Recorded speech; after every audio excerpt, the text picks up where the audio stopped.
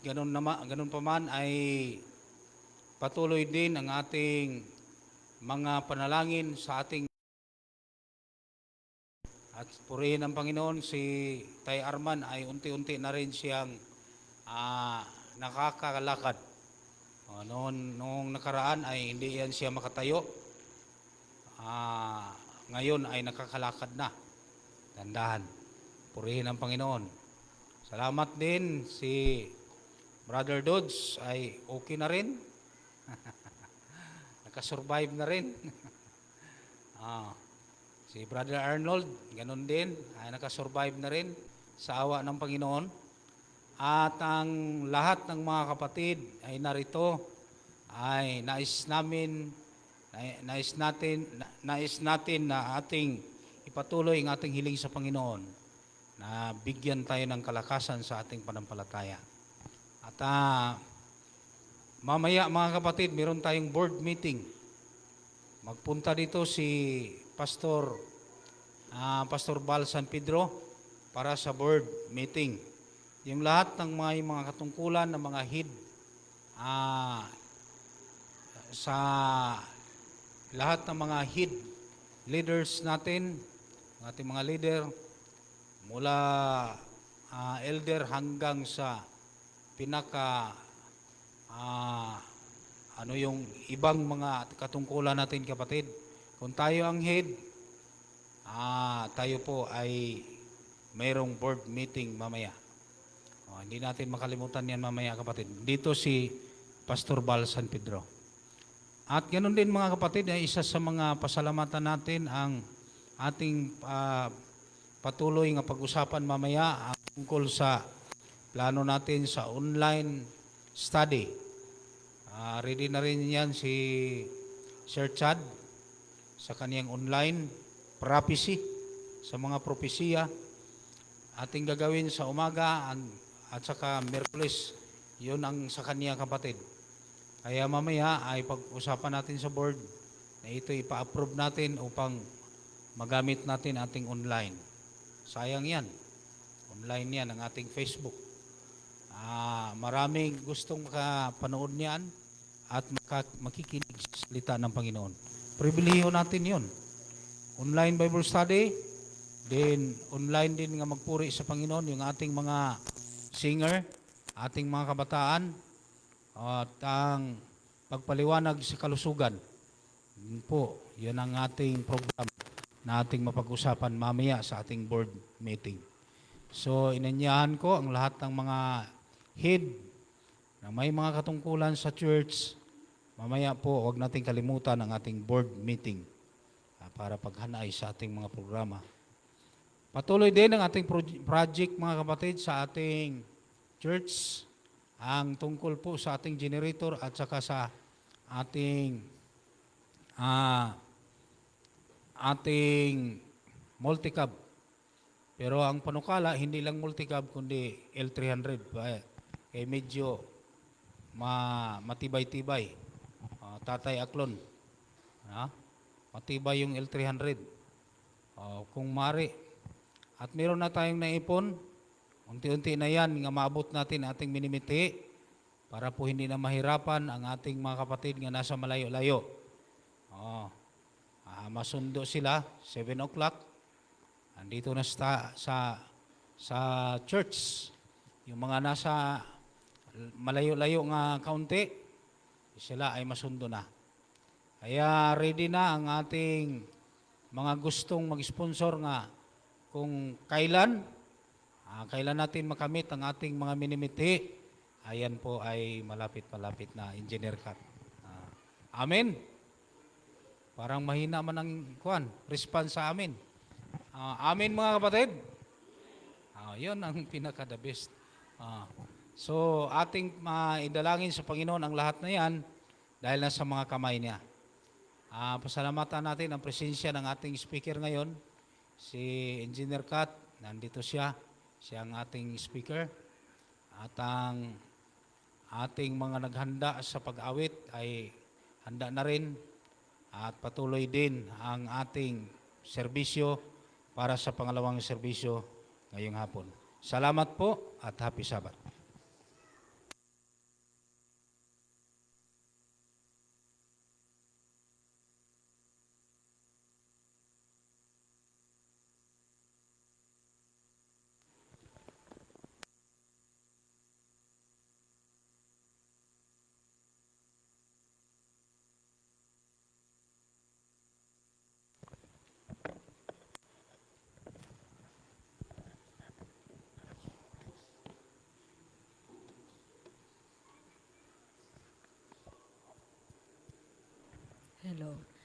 Magandang umaga po sa atin lahat at sa muli po ay Happy Sabbath. Para po sa pagpapatuloy ng ating ikalawang serbisyo at tayo po ay magawitan. Ngunit bago po yun, tayo muna po ay umuko para po sa ating maikling panalangin. O Diyos naming Amang Banal, makapangyarihan ka sa lahat, kami po ay patuloy na nagpapasalamat sa umagang ito na kayo po ay aming patuloy na pinapupurihan at pinapasalamatan. Panginoon, amin pong hinihiling ang inyong presensya sa umagang ito na nawa po kayo ang siya manguna sa umagang ito, Panginoon. At puspusin niyo po nawa ng banal na Espiritu ang bawat isa sa amin sa umagang ito, Panginoon. At i-bless niyo po nawa kami sa mapapakinggan namin sa umagang ito. At pagkalooban niyo po kami, Panginoon, ng magandang boses ng sa gayon po ang aming pag-aawitan sa umagang ito ay maging kaaya-aya lang po sa inyong harapan. Ito lang po ang aming hiling sa pangalan ni Jesus. Amen. Para po sa ating unang awitin, atin pong awitin ng I Sing the Mighty Power of God, hymn number 51. I Sing the Mighty Power of God.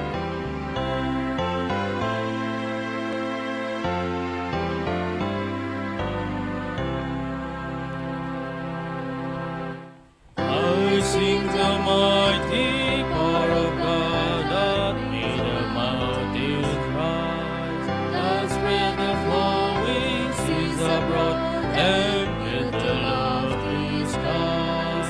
I sing the wisdom that ordained the sun to rule the day. The moon shall fall at His command, and all the stars obey. I sing the goodness of the Lord that fed the earth with food.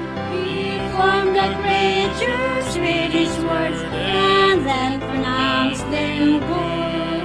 Lord, Of thy wonders are displayed where I turn my eye. If I survey the ground I spread, or gaze above the sky.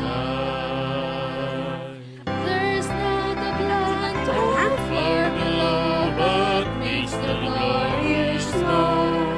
and clouds arise and tempests blow by order from thy throne. Creatures that borrow life from thee are subject to thy care. There's not a place where we can flee, but God is present there.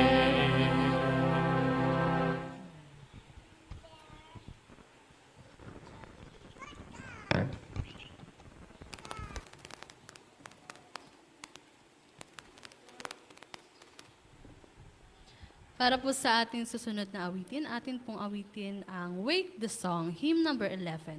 Wake the Song.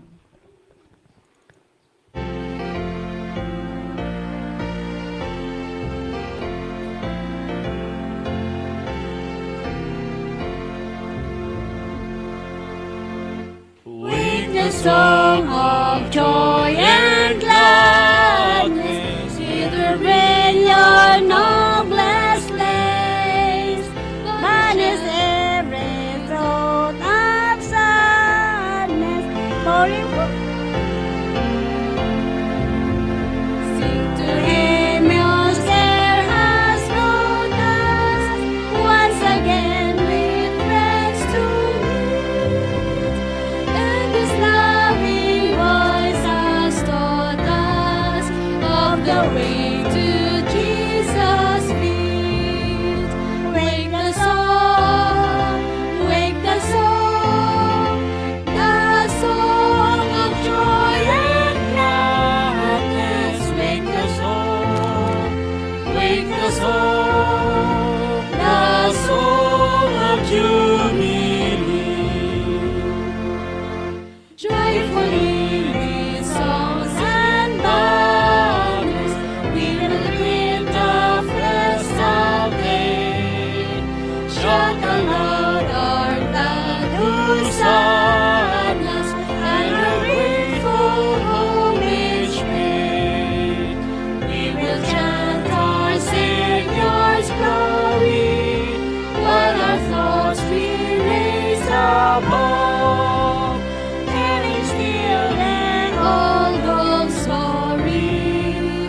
precious in redeeming love. Wake the song, the song of joy and gladness. Wake the song, the song of jubilee. Thanks to thee, O Holy Father, for the mercies of thy year. Make us heart as here we gather, filled with gratitude sincere. Thanks to thee, O loving Savior, for redemption through thy blood. Bring upon us, Holy Spirit, swiftly draw us near to God. Wake the song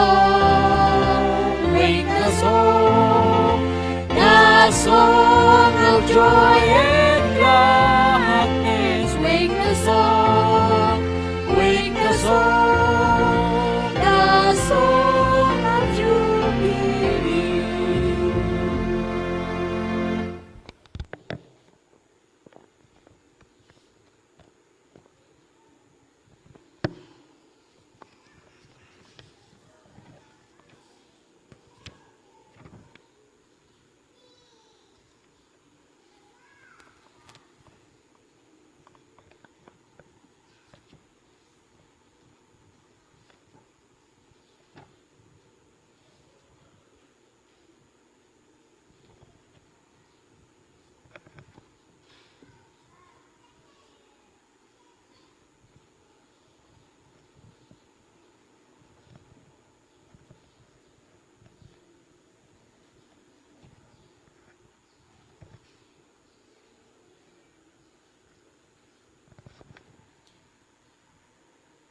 Hymn number 227, To God be the glory.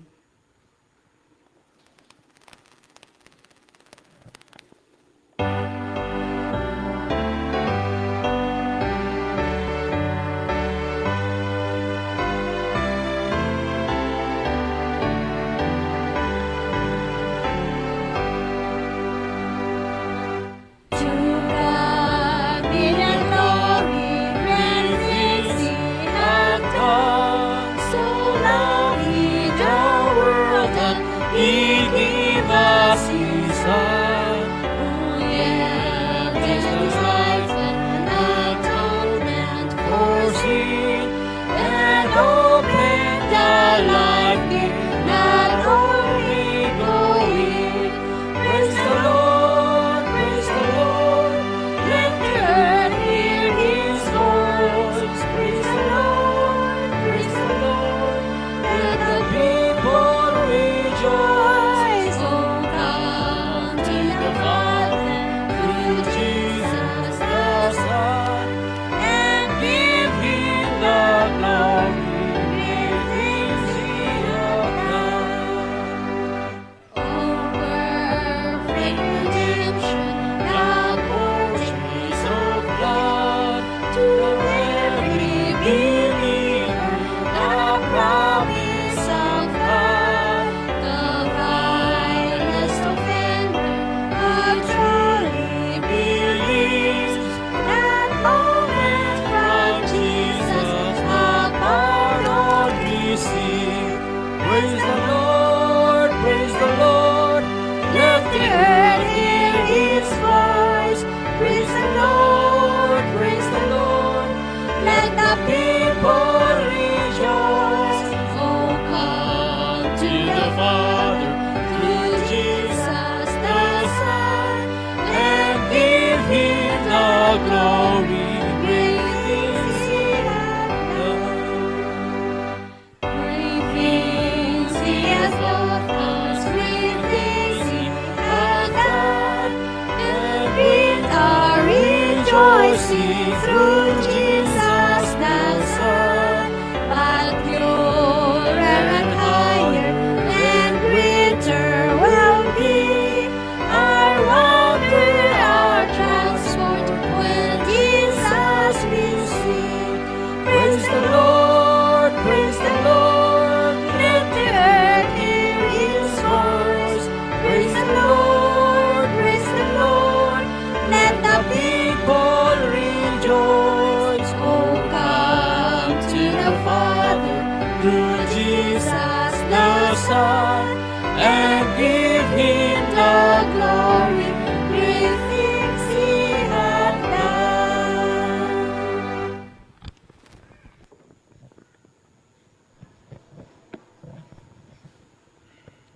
Good morning, happy Sabbath muli sa ating lahat mga kapatid. Salamat din sa lahat ng mga kapatiran at ang ating mga anak ay naging tayo po ay safety natin lahat po para walang mga pangyayaring makadistract sa pagkikinig ng salita ng Panginoon. Inaasahan ko nga ang lahat ng ating mga cellphone ay atin ding i-off. Kung meron tayong inaantay nga importante naman, pwede natin i-silent mode. Inaasahan ko rin ang ating mga kabataan yung nasa room na sila ay labas na dyan at dito tayo sa ating mga upuan, may mga bakante at para tayo makikinig, mapakinggan natin ang salita ng Panginoon na maayos. Tuloy-tuloy po yung ating service sa Miyerkules at saka Biyernes. Ang ating Miyerkules ay alas 7, ganun din sa Friday, alas 7. At kung kayo po ay mayroong time or panahon sa pag-attend sa Miyerkules sa ating prayer meeting, pwede po kayong maka-attend at sa ating pagsamba din sa Friday ng gabi, alas 7 po. At meron tayong family time. Ang family time natin ay mag-umpisa sa 7:30 or 8 ng umaga sa Sabado. At ganoon din mag-umpisa ang ating Sabbath School sa alas 8:30, 8:30. At ganoon din ang ating lesson na patuloy din tayong makarinig ng sariwang salita ng Panginoon sa pag-review ng ating lesson. Ganon din ang ating service regular bawat Sabado. At may panukala tayo kapatid na meron tayong online Bible study at pagtalakay sa propesya through Sir Chad na siya po ay pinagkatiwalaan ng kaalaman ng galing sa Panginoon upang italakay at ibigay ang mga salita na maging mapaliwanag ang lahat ng nakasulat sa Biblia at tungkol po sa Spirit of Prophecy. Ang ating service ngayong oras na ito ay handa na. Ang ating diakonisa, si Sister Jumra, ang mag-collection sa tithes and offering. Ang ating operator, si Brother GR, ang operator sa ating monitoring at sa pagpaawit, patugtog ng ating mga duyog sa ating pag-awit. Noon din ang ating scripture reading na ito'y nahanda na rin ni Brother Ray Ranis, ang ating operatory, si Brother Alvin Cloyd Mascardo, at ang magdadala ng mensahe sa awit bago yung ating speaker, ang ating kabataan, ang department ng Diakono at Diakonisa. Sila po yung mag-special song ngayon ayon sa ating GC. So, ang ating speaker mga kapatid ay ito'y pinadala ng Panginoon upang mapakinggan natin ang kanyang mensahe. Walang iba kundi si Ma'am Catherine Marquez. Tama ba, Ma'am? Castro, kalimutan po. Si Catherine Castro po. So, pasalamat tayo sa Panginoon nga siya ay narito ngayon upang makinig sa kaniyang salita na upang ating maintindihan. Salamat at happy Sabbath.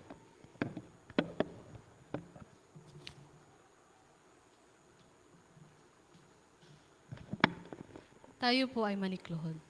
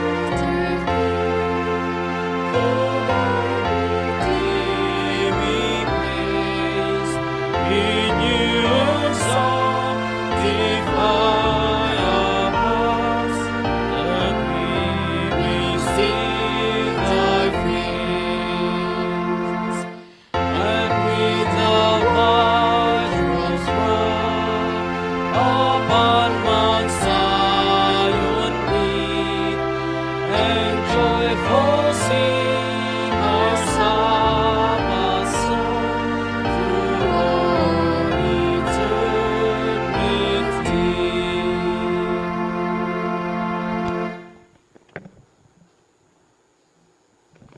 Have mercy on us, O Lord, and fill us with your Holy Spirit. In Jesus' name we pray. Amen.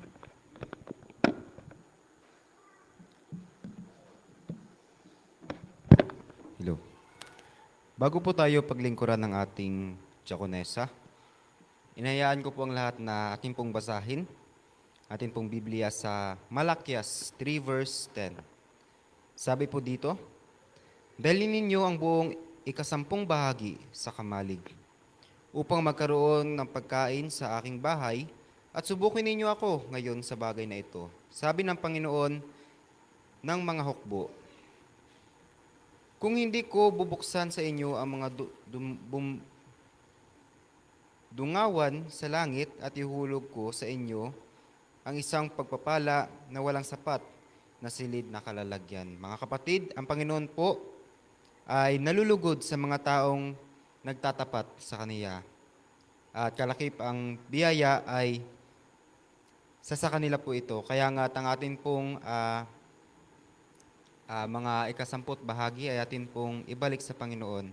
At ganoon din po bilang pasasalamat kasama po ng ating mga handog. Tayo po ay paglilingkuran ng ating pong diakonesa.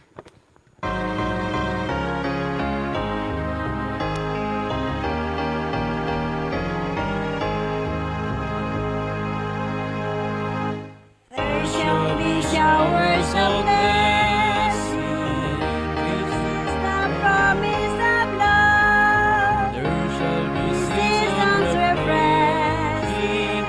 sent from the Savior above. Showers of blessing. Showers of blessing we need. The seasons are falling, but for the showers we pray. There shall be showers of blessing, preciously vibing again over the hills and the valleys, sounds of abundance of rain.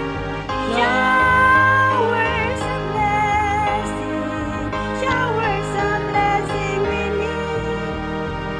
Mercy that's on us are falling, but for the showers we pray.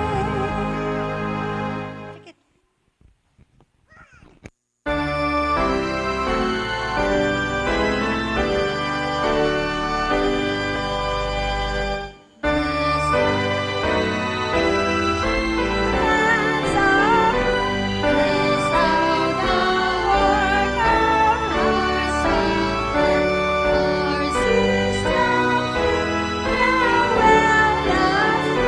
The rest of the is in thy hand.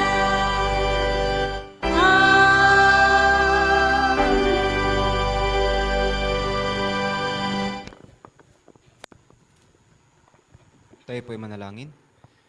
Dakila at magpala ng Diyos, Ama, marami pong salamat, Ama, sa inyo pong paggabay sa amin sa lupo na isang linggo, sa aming pong hanap buhay. Ganoon din po, maraming salamat, Ama, sa inyo pong patuloy na pagpapalang pinagkakalob sa amin. Naririto po, Panginoon, ang ikasamput bahagi at mga handog sa inyong harapan. Amin po itong binabalik sa inyo.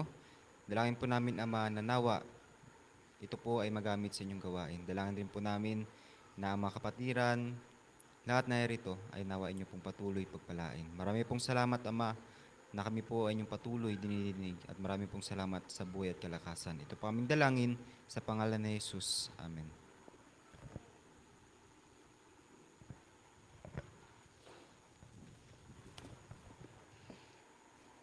Hymn number 127, All Hail the Power of Jesus' Name.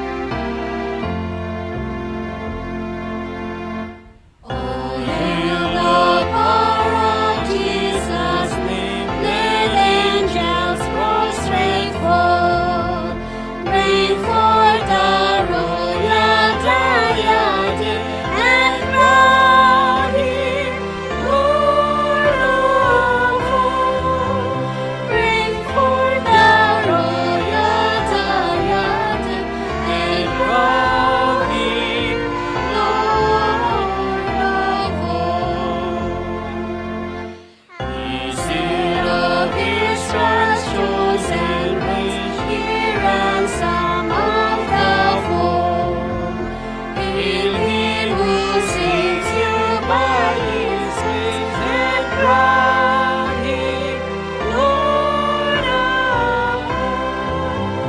Bring Him the royal His grace and crown Him Lord of all. Let every kindred, every tribe on this terrestrial world, to Him all majesty ascribe and crown Him Lord of all. To Him all majesty ascribe and crown Him Lord of all. Oh, that with yonder sacred throne we at His feet may fall, join in the everlasting song and crown Him Lord of all. Join in the everlasting song and crown Him Lord of all.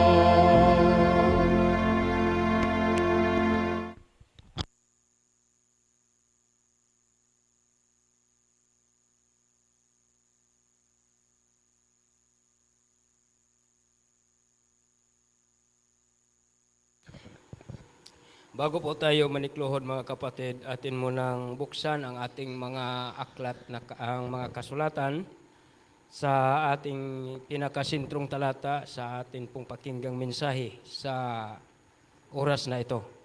Makita sa Matthew Kapitulo 12, ang talata ay 31.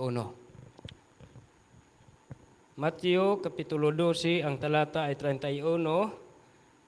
Ang pagkasabi ay, kaya't sinasabi ko sa inyo, ang bawat kasalanan at kapusungan ay ipatatawad sa mga tao, datapwat ang kapusungang laban sa Espiritu ay hindi ipatatawad.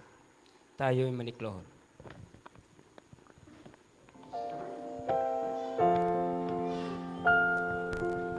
Spirit of the living God, full of grace on me.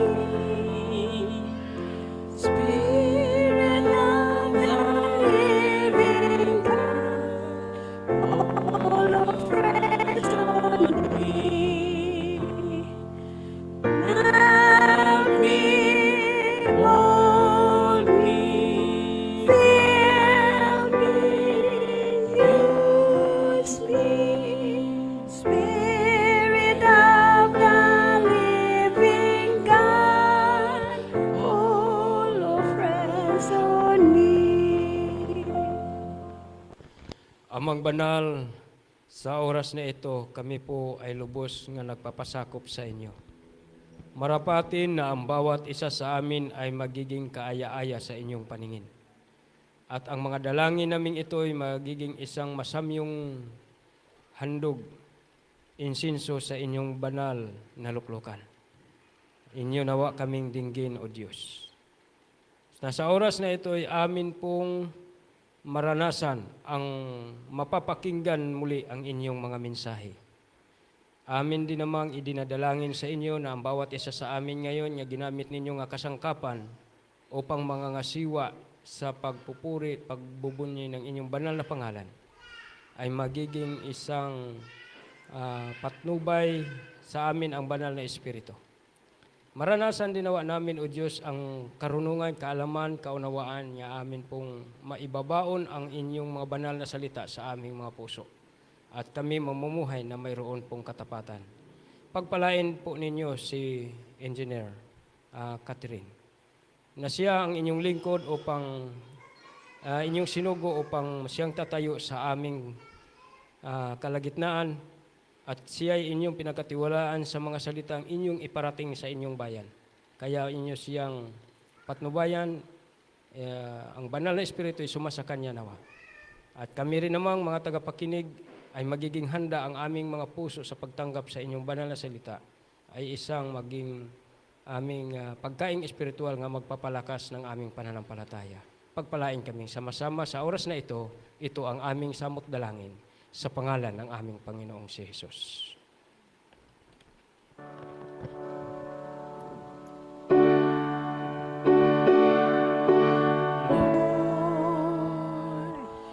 Hear our prayer, O Lord.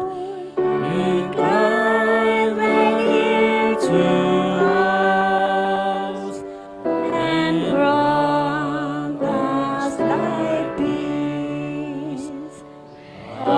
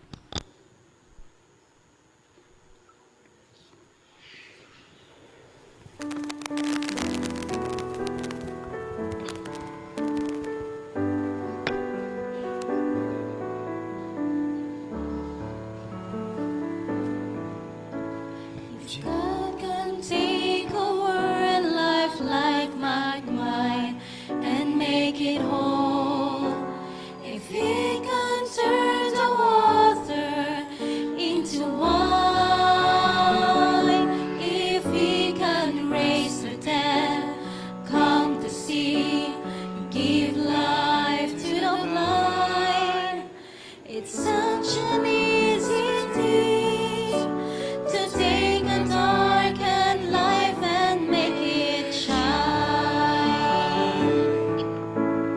Jesus can do it all for you.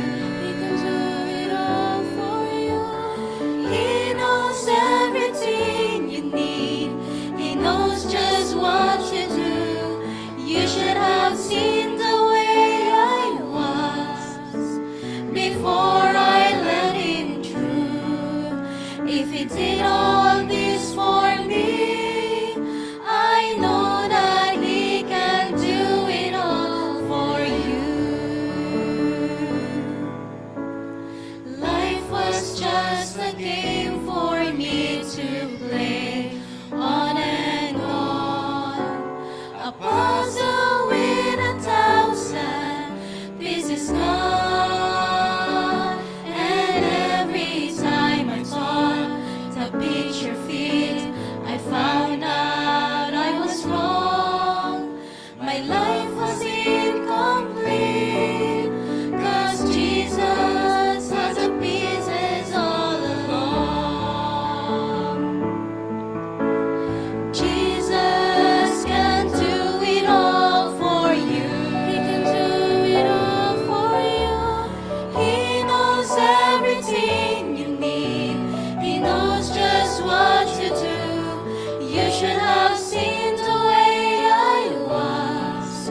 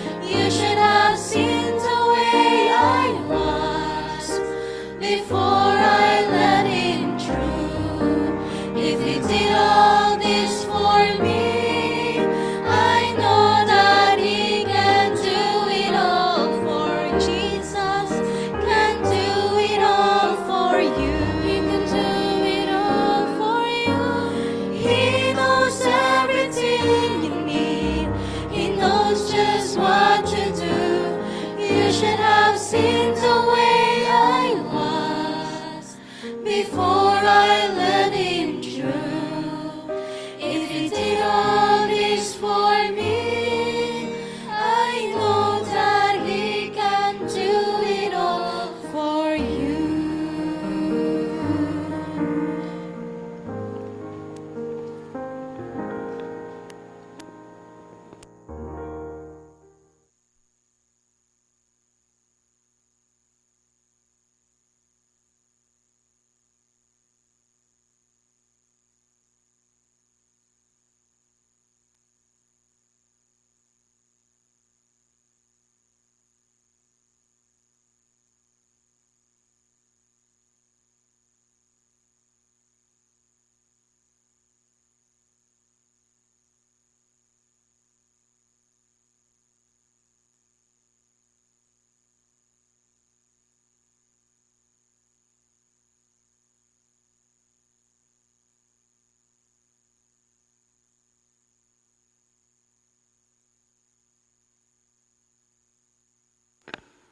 We praise the Lord for the beautiful message and song. Jesus can do it all for us. Amen po. Yan. So maraming salamat po sa ating mga kabataan dito sa Rampano Church. First time ko pong maka-attend and napakaganda po ng inyong bahay-sambahan. Praise the Lord po. So ngayong umaga, bago po tayong dumako sa ating topic, marami pong kabataan ngayon, di ba? Maraming alam sa abbreviation. Lahat ng mga sa social media. Yan. So, gusto ko pong yung ating mga 40 pataas ang huhula. Magpapakita po ako ng mga abbreviations na madalas ginagamit sa social media at kayo po yung huhula. Okay? Huhulaan nyo po. Sige, nakangiti si ma'am. Ready na po? Yan. FYI, anong ibig sabihin yan? Ha? Ayun, alam nila. Very good for your information. Ibig sabihin, updated kayo, ha? LOL. Okay, very good. Laughing out loud. So, eto pa kaya? Alam nyo pa kaya? Oh, sino nakakaalam sa mga kabataan? Anyone? Nung tinanong ko po yung husband ko kung ano to, nagulat ako kasi alam niya. Hindi ko rin to alam eh. Si Ritna? For the win. Oh, may nakahula. Ito pang isa. IRL. Ha? Parang meron narinig ako. In real life. Wow. Last, ito po yung ating topic. Anong ibig sabihin nito? PNR. Meron ba nakakaalam? Ha? Sige. Magbibigay ako ng clue. Yan. Sa mga aircraft po, meron silang tinatawag na PNR. Yan. Kapag ka nagkakaroon ng search and rescue operation, yung eroplano or yung aircraft ay tutunog yung alarm, PNR. Anong ibig sabihin nun? Ibig sabihin, na-reach na nila yung distance, yung fuel, na hindi na sila pwedeng lumagpas pa doon. Kailangan na nilang bumalik kaagad. Kasi wala naman silang mapapagasolinahan or mapapakrudo, di ba? Sa himpapawid. Kaya pag yung airplane, nag-sign na yung PNR, ibig sabihin kahit gaano pa, hindi pa nila nahahanap yung hinahanap nila, kailangan na nilang bumalik. Di ba?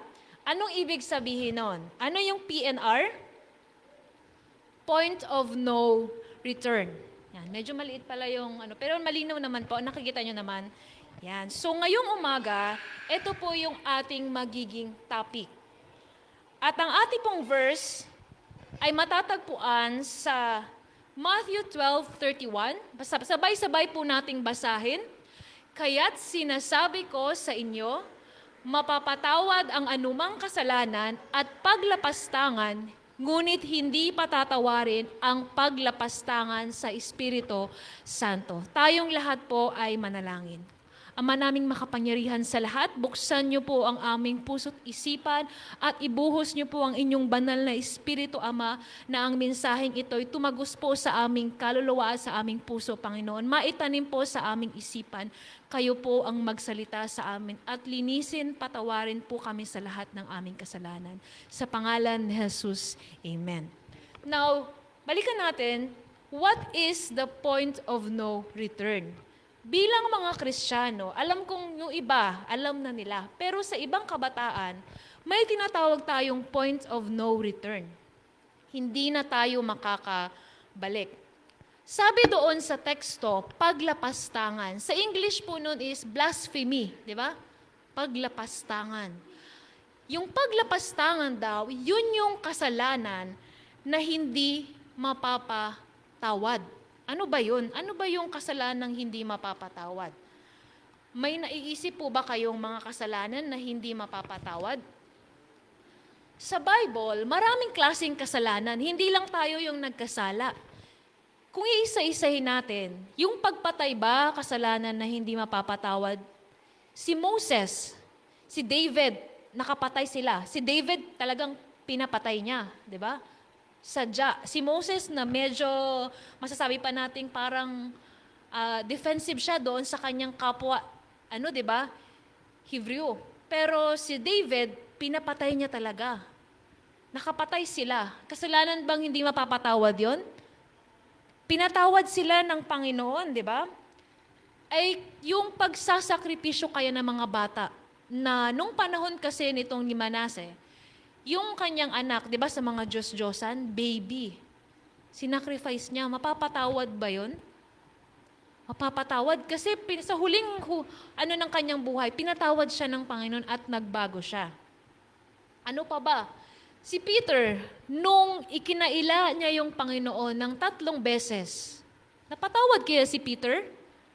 Napatawad siya. Kasi di ba isa siya sa mga apostles na ating tawag dito, na binago ng Panginoon. So mapapatawad yung pag-deny natin kay Jesus. Eto kaya, sa tingin nyo, si Samson, suicide. Suicide ba yung ginawa ni Samson? Para sa atin, suicidal yun, di ba?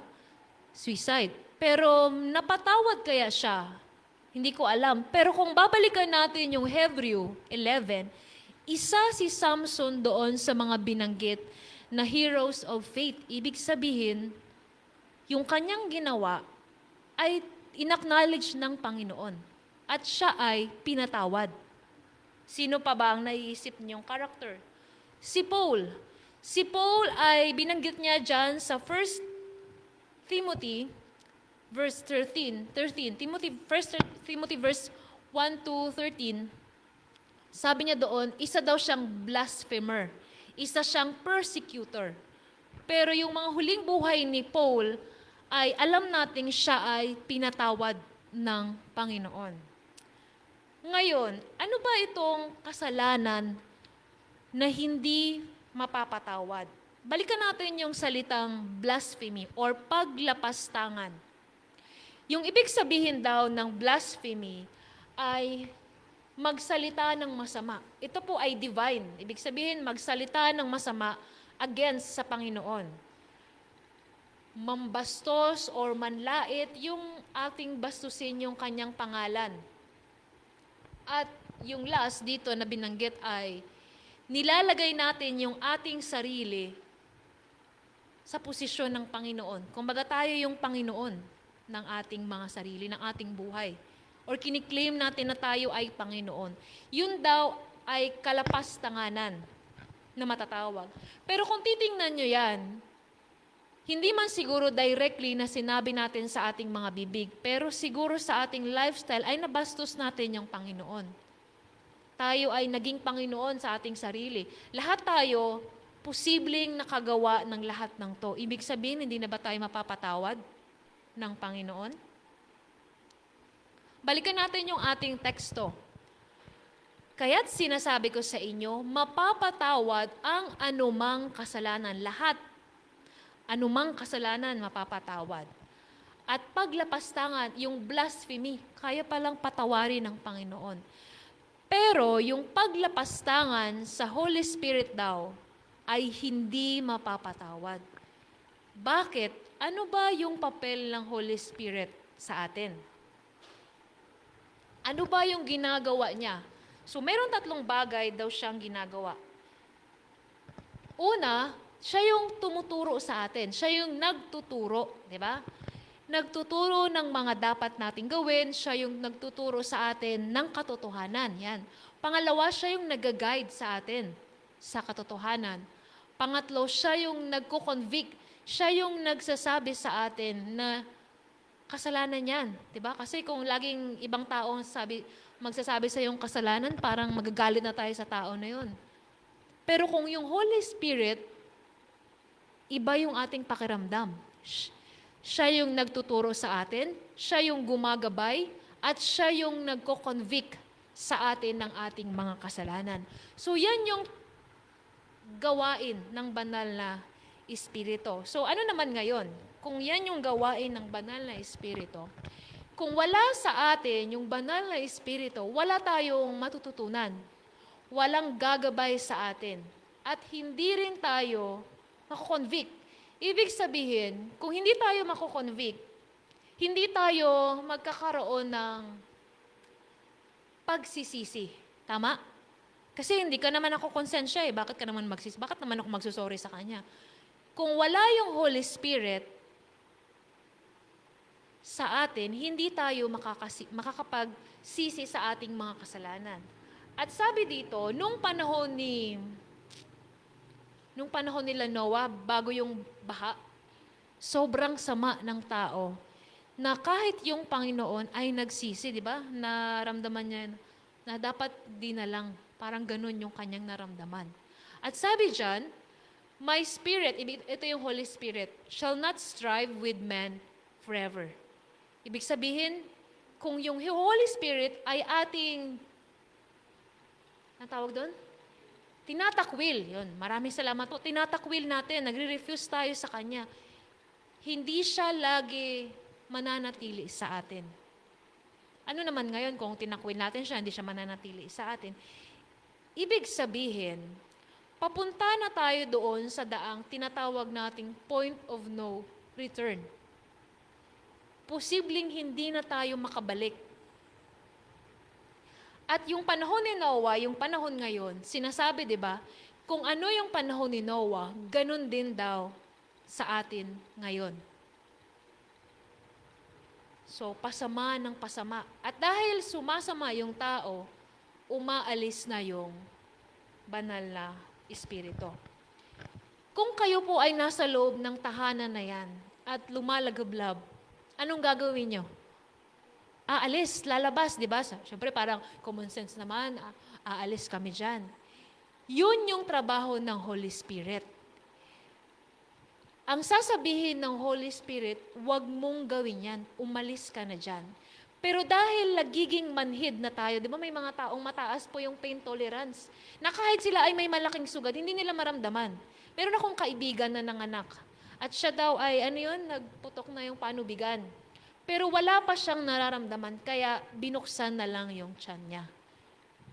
Kasi kung wala po tayong sakit na nararamdaman, okay siguro yun minsan, pero hindi maganda, nakakatakot. Bakit? Hindi na tayo mako-convict, hindi na natin mararamdaman yung sakit at mas delikado. Kapag nasa bahay tayo at nasusunog, sasabihin ng isip natin, lumabas ka, umalis ka dyan. Yung trabaho ng Holy Spirit, yung konsensya, sabi dyan, does pain conviction at the right time, sa right place ay very important. Huwag na tayo maghintay pa ng tamang ay, saka na lang, ay, kapag kaganito na lang, di ba, madalas nating naririnig yun.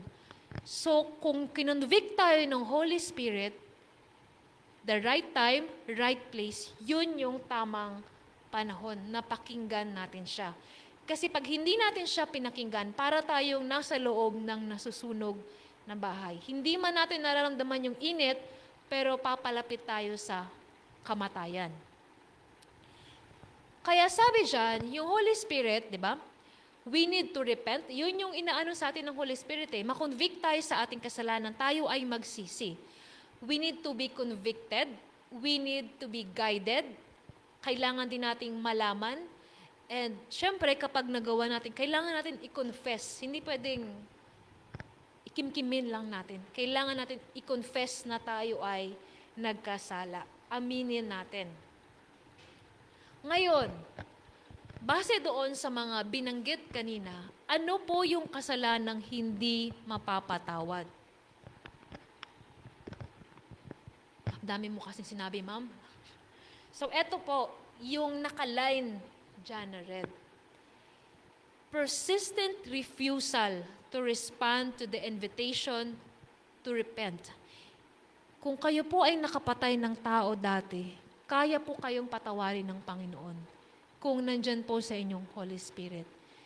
Kung kayo po ay nakagawa ng kasalanan talaga na masasabi niyong matinding kasalanan, kaya po tayong patawarin ng Panginoon. Ito pong persistent refusal na kasalanan ay hindi po biglaan. Ito po ay unti-unti, dahan-dahan, hindi natin namamalayan. Kagaya po ng alarm clock, di ba? Lahat po tayo, at some point, naglagay po tayo ng alarm, di ba? May sinet tayong time. Gigising ako sa oras na ito. Pero, kapag nag-ring yung alarm at pinatay natin, sa susunod na araw, ganun uli yung gagawin natin, papatayin natin at papatayin. Hanggang sa yung time na yon, hindi na natin maririnig yung alarm, yung tunog. Kasi nagiging manid na tayo. Hindi na nga natin namamalayan na napatay pala natin. Ngayon po, itong persistent refusal, merong 3 daan. Ibig sabihin, hindi tayo biglang nagkaroon ng kasalanan na hindi mapapatawad. Ito po yung 3 daan. Para kung napapansin po natin na tayo ay unti-unti na palang lumalakad doon sa point of no return. Una, may mga taong hindi naniniwala sa Panginoon. So kung hindi po sila naniniwala kay Jesus Christ, si Jesus Christ na namatay para sa kanila, hindi sila naniniwala sa Holy Spirit. At kung hindi sila naniniwala sa Holy Spirit, feeling nila na hindi nila kailangan yon, kaya ko maligtas sa sarili ko lang, sila po ay lumalakad sa landas na hindi na sila maaaring bumalik. Kasi hindi sila magkakaroon ng conviction, di ba? Hindi sila makakahingi ng kapatawaran. Pangalawa, ito yung madalas, may mga taong laging naghihintay ng tamang panahon. Busy pa kasi ako sa work. Busy pa ako sa pag-aaral. Saka na yan. Saka na ako babalik sa church. Okay lang ako. Nagbabasa naman ako ng Bible. Pero saka na ako babalik sa church. Saka na ako magiging active. Laging hinihintay yung tamang panahon. So hanggang sa naging manhid na sila, hindi na nila iiwan na sila ng Holy Spirit. Ito pong pangatlo ay medyo mas maraming taong ganito. Tayong lahat ay maaari ding lumalakad sa landas na to. Ito yung mga taong nasa loob ng church. Sila ay tumanggap sa Panginoon, binaptized, sila ay laging nagsisimba. Pero hanggang doon lang. Simba naman ako Uwi na ako. Ay, kayo na lang dyan. Hindi na ako mag-join kasi okay na rin naman ako. Tinanggap nila yung Panginoon, pero hanggang doon lang. Sabi nga dito, di ba? Because he or she does not understand that truth is progressive. Parang baby, di ba po? Laging sinasabi, na kapag baby, iinom ng gatas. Hindi pwedeng matanda na siya, iinom pa rin ng gatas. Kailangan niya nang kumain ng karne. So, yun pong mga taong yun ay hindi nila namamalaya na sila'y lumalakad na sa point of no return. At sabi dito sa James 4:17, to him who knows to do good and does not do it, to him it is a sin. Ang kasalanan na madalas nating alam, yung dapat na hindi nating gawin, di ba? Dapat hindi natin ginagawa. At dito, kasalanan din po pala yung mga bagay na dapat nating gawin pero hindi natin ginawa. Yan, paalala. So tayo na nakatanggap ng liwanag, meron tayong dapat gawin. At kung hindi po natin yun magagawa, kasalanan din yun. At sabi dito, kapag po tinatanggihan natin yung katotohanan, yung pagsunod sa katotohanan, nire-reject din natin yung Holy Spirit. Yun lang naman yun, di ba? Ibig sabihin, tinanggihan mo na yung Panginoon. Yung kasalanan po ay hindi mapapatawad dahil hindi po siya nahingi ng kapatawaran. Kasi, hindi ka nag-confess at hindi ka nagsisi. Tama po? Hindi ka pinatawad kasi hindi ka humingi ng tawad, hindi mo na-realize na ikaw ay nagkasala, hindi ka nagsisi. Nakakatakot po yun, di ba? Meron po akong isang nakilalang student nung nagre-review kami. Siya po ay 21 years old na. Pero naniniwala po siya na wala po siyang kasalanan. Nagulat ako. Babae. Kasi po, siya po ay masunurin sa kanyang magulang. Siya po ay nag-aaral ng mabuti. Kumbaga, mabuting anak. Siya po ay hindi gumagawa ng masama. Hindi siya gumagawa ng masama sa kapwa niya. I mean, siguro para sa mata niya, malinis siya, mabuti siya. Kaya hindi niya alam na siya ay makasalanan. Nakakatakot po, di ba? Kung yun yung iniisip nila at yung pagkakaalam nila.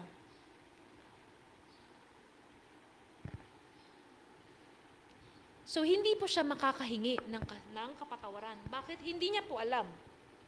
At hindi niya inalam. Pero na siya po ay naliwanagan. Kung yung isang taong mamamatay tao ay pumatay, hindi po siya papatay. 'Di ba? Yung mga taong pumapatay, madalas marami na silang napatay, 'di ba? Kung papatay siya sa unang beses, siguro may takot, may kaba. Pero sa pangalawa, pangatlo, pangapat hanggang sa dumami na, hindi na po siya kinakabahan. Hindi na siya natatakot. Kasi nasasanay na siya. Manhid na siya. Ganon din po yung Holy Spirit. Hindi po siya occasional. Hindi isang bagsak lang, isang pangyayari. Dahan-dahan. Ito yung habitual. Ibig sabihin yung maliliit na steps papalayo. Maliliit na steps na pagtanggi. Yun po. Yun po yung nagdudulot sa atin na malayo sa banal na Espiritu. At sabi dyan, repentance is a gift. Yung pagsisisi ay regalo. Hindi po siya ay, kailangan magsisi ako, pilitin ko talaga yung sarili ko na magsisi ako ngayon. Regalo po siya ng Holy Spirit. At kung wala yung Holy Spirit dahil iniwan ka niya at lagi mo siyang tinatanggihan, hindi po kayo magkakaroon ng taus-pusong pagsisisi. Nagsisi ka lang sa salita, pero yung sa puso mo, wala na po. Nagsisisi ka dahil takot ka sa parusa, pero hindi ka nagsisisi doon sa ginawa mo, kasalanan sa Panginoon. Lastly, baka po makatulog na kayo. Yan, may kwento. Etong tao na to, medyo natuwa siya doon sa mga shells. Diba? Naglalakad siya doon sa dagat, sa buhanginan, I mean. Natuwa siya sa mga shells, sabi niya, parang ang dami pang magaganda, pinupulot niya. So, nung nakita niya sa unahan, ang dami pang magaganda doon, pumunta siya. Lumakad siya sa unahan. At sobrang dami pa talagang magaganda. Natuwa tuloy siya, naglakad pa talaga siya. At doon sa pinakaunahan, kasi nga medyo nag-atras yung dagat. Medyo, anong tawag dyan? Low tide sa isip niya. So, naglakad pa siya doon hanggang sa makita niya yung warning. Ano sabi dyan? If you go beyond this point, you will not be able to escape the incoming tide. Ibig sabihin, kapag lalampas ka dito, baka hindi mo na matakasan yung papalapit na alon. Nabasa niya yun, pero sabi niya, Swimmer naman ako eh. Kaya ko naman yon. Magaling naman ako mag-swim. Tsaka malakas ako, bata pa ako ngayon. Kaya namulot pa din siya. Namulot pa din siya ng shells. Namulot pa din siya. Hanggang sa dumating yung alon. Malalaking alon. Anong nangyari doon sa tao na to? Ito po ay true story. Ano kayang nangyari doon sa tao na yun na magaling lumangoy? Nung dumating po yung surge, medyo malalaki to, siya po ay hinampas hanggang sa nagkaluray-luray yung kanyang katawan. At sabi ng mga taong nakakita sa kanya, ay, kawawa naman. Hindi niya ba nabasa yung warning? Minsan po iniisip natin na, ay, kaya ko yan. Confident naman ako, babalik ako ng church. Ay, kaya ko magsisi. Okay lang to ngayon. Pero po, kapag na-reach na natin yung point of no return, hindi na po tayo matutulungan ng Panginoon. Bakit? Kasi tayo mismo yung lumayo sa Kanya. Kapag na-reach na nung eroplano yung distance na dapat niyang puntahan, kahit anong gawin niya, kapag lumampas siya doon, alam niya nang mangyayari sa kanya. Hindi na siya maliligtas. Ganon din po tayo. Kaya tayo po ay laging pinapaalalahanan ng ating mga elders, pastors, kapatid. Minsan kapag sinabihan ka, simba-simba ka din. Nagagalit pa tayo, di ba? Bakit ba? Mas mabait pa nga ako kaysa sa'yo. Ganon yung madalas nating naririnig. Pero hindi po tayo nagsisimba dahil para sa mga tao, ipakita sa kanila na mas mabait tayo. Kung hindi kailangan po natin yung Holy Spirit, siya po yung kailangan natin. At kung lagi tayong tatanggi, hindi po yung tao ang tinatanggihan natin, kung hindi yung Panginoon. Gusto ng Panginoon na ilapit niya tayo sa Kanya, pero kung tatanggihan po natin siya, wala po siyang magagawa. He cannot force us. Hindi niya po tayo pwedeng kalad ka rin.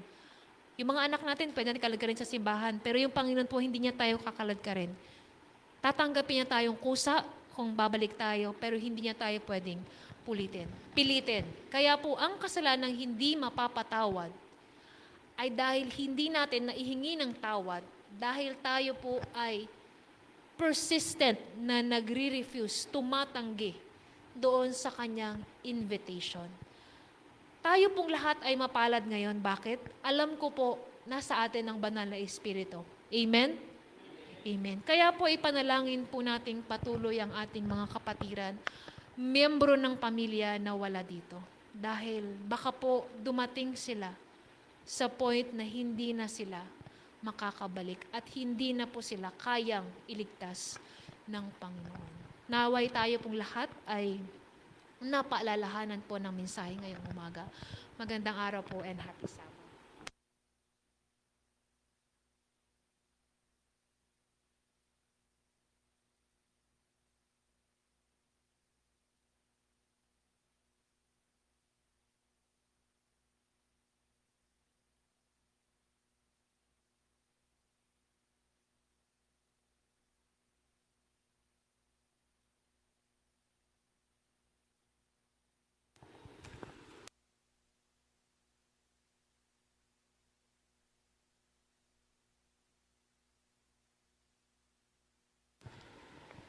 Para po sa ating pagtatapos, tayo po lahat ay tumayo at ating pong awitin ang Whiter Than Snow.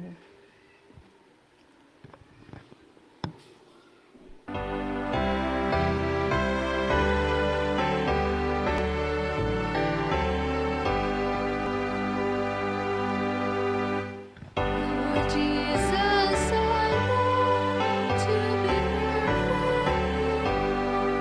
I want Thee forever to be.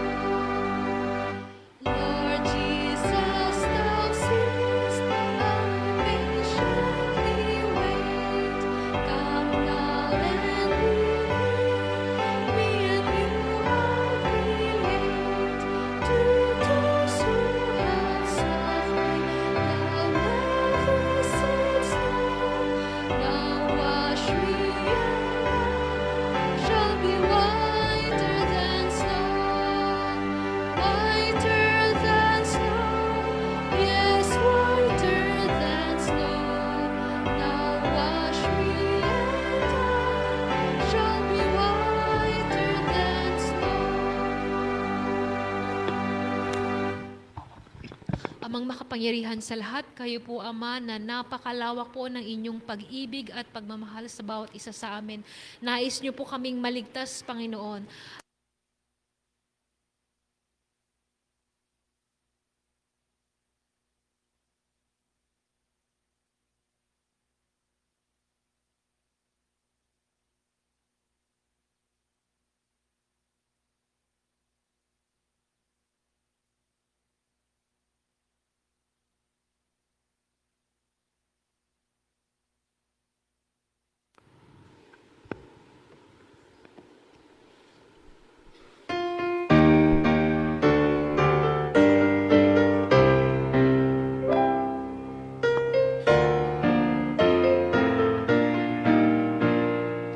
Signs of the end are false for you. Soon Jesus will return.